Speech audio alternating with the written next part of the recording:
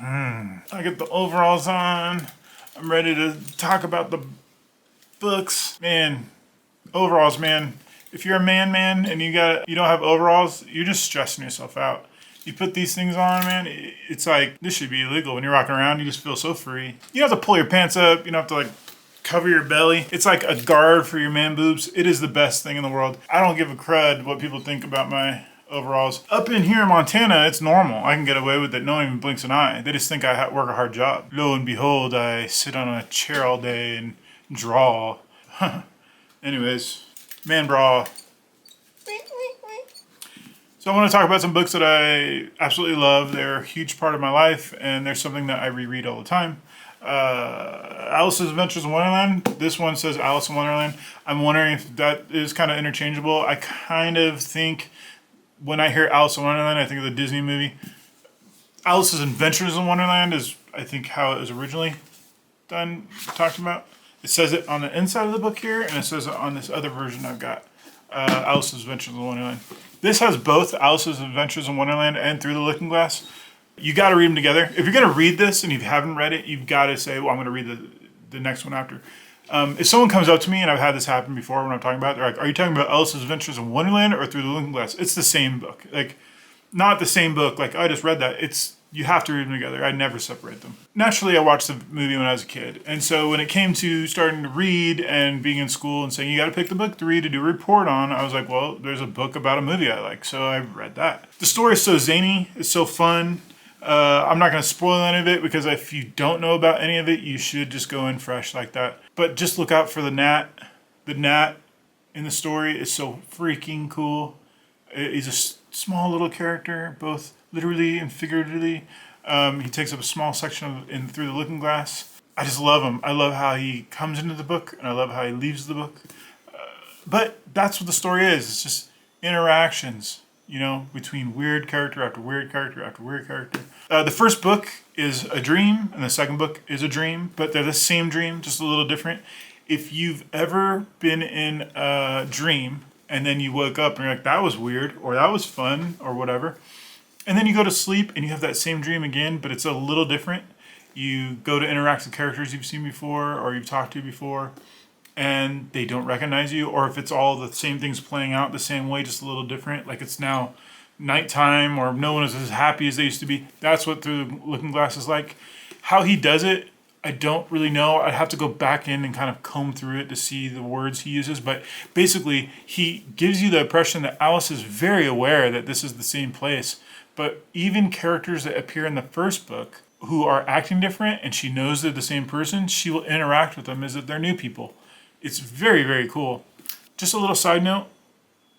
Lewis Carroll was a mathematician, and not to get too dorky, he dealt with a big problem called nominalism. And nominalism is an old philosophical issue that came out of Occam. You've heard of Occam's razor. But nominalism was an attempt to deal with linguistics and metaphysics, and I'm not going to get into that too much. But basically think of it like this. Before Occam, people thought dogs were dogs because God, in the mind of God, he had the idea of a dog, and that's why dogs look the way they do, and that's why we have different versions of dogs. Occam came up to the idea that we basically place labels onto things that look similar. So a pine tree and a palm tree are both trees because they share similar aspects, right? They're both tall, they can grow on the ground, blah, blah, blah, whatever it is. Science functions on this level now too. And so in the philosophy of science, you're going to deal with nominalism. In mathematics, you're going to deal with nominalism. He hated nominalism. He was what was called a metaphysical realist. He believed that metaphysics were where true forms were. So basically think of it like this. If you draw a circle or you make a table out of a circle and you cut the wood and you make it a circle, that isn't the trueness of a circle because that table over time will start to deteriorate. The leg will break, this outside shape will change, it will warp. So the material world ebbs and flows. This is how Lewis Carroll would see it. So he would say the idea of a circle is more real because it doesn't change. So mathematics and philosophy, they would deal with like unchanged forms. And so he railed against the idea of nominalism, this idea that we just place names onto the material world. He believed that the material world was secondary to the metaphysical world. Okay, Now, like it or not, you're a product of nominalism. Especially in America. How do we know this? Well, when someone listens to the Ramones and then they start dressing like a certain way, or if someone moves from California to Montana like we did, you tend to start wearing overalls and start saying like yeehaw. We call it LARPing today, but there's something more psychological going on. Americans really suffer from this problem. A lot of our religions today, like Protestant churches and stuff like this, rely on, think about it. I'm justified just by God saying that I'm good, right? This is a form of nominalism. Whereas if you look at the ancient churches, they have relics like hands and fingers and cups that have been blessed, because they think that power of grace doesn't work through words; it works through an actual physical form. So when someone dies, their body is still glorified through the material world, because grace embeds within the material world. It's why Catholics and Orthodox and ancient churches don't cremate the dead. Okay, so you get to see this divide happening around Occam into the Reformation into now, where you get to Lewis Carroll dealing with this problem. Think of it like this. Alice walks up to the caterpillar and he says, "Who are you?" Right? And she answers like we would answer, "Oh, I'm Alice." And he's like, "What is an Alice?" Right? Same thing happens with Humpty Dumpty. He says, "What is an Alice?" And she says, "It's my name." He's like, "Yeah, but what is an Alice?" And she's like, "What are you talking about?" Humpty Dumpty says, "Well, look at me and look at my name. I'm Humpty Dumpty. It describes what I look like. Alice does not describe what you look like." See, this is what he's dealing with. He does a really cool thing with the Jabberwocky and Through the Looking Glass, where it's a nonsensical story where the words together don't actually make sense. But the story, you can feel the form. So that's what him showing you.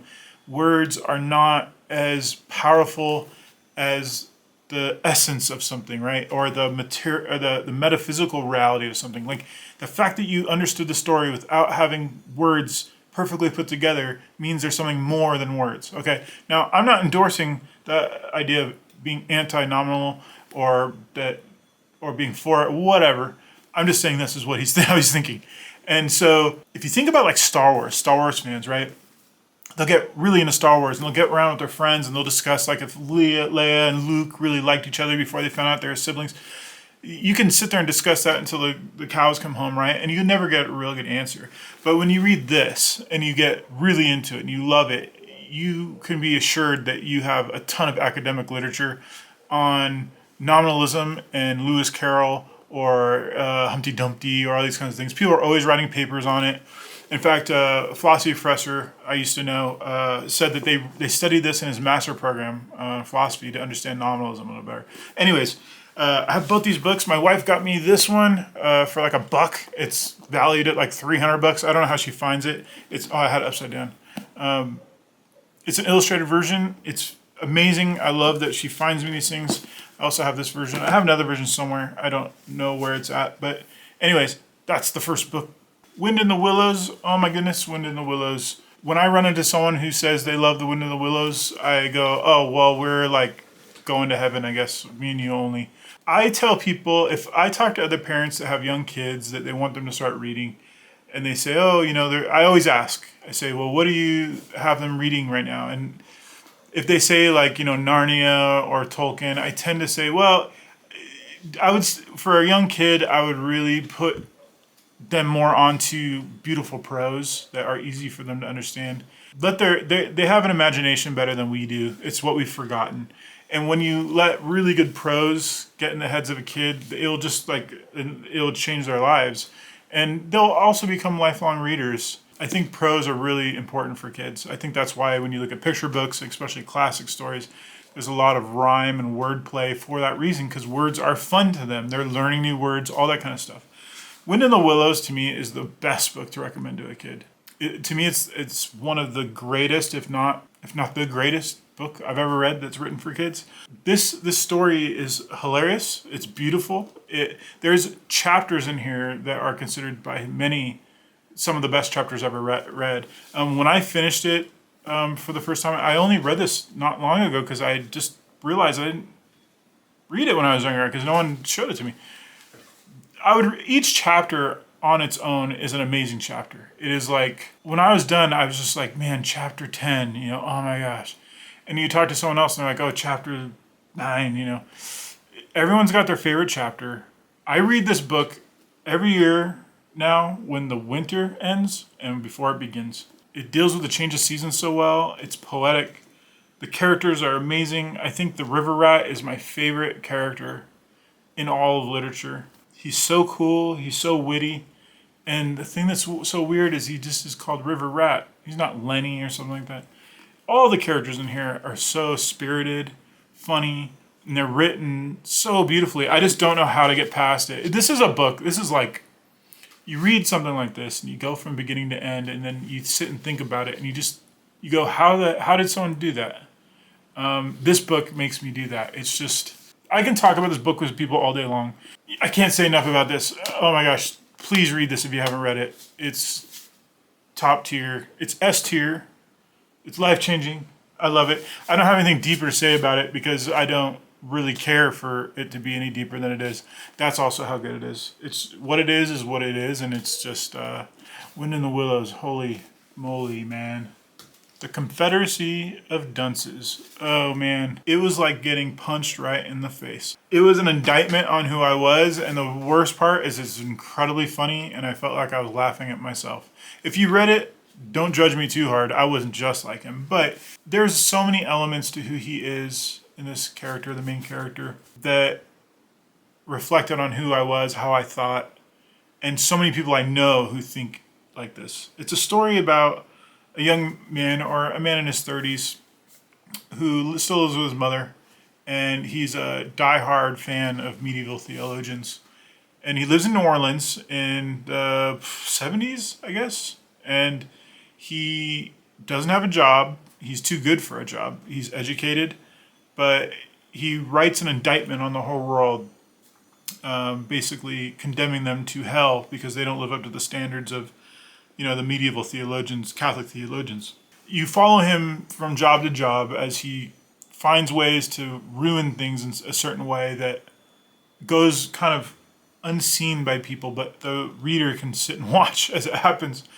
And there's an amount of contempt you have for the character, but there's also a sense in him that there's something more to the character. And so at the same time, I would say this about this story.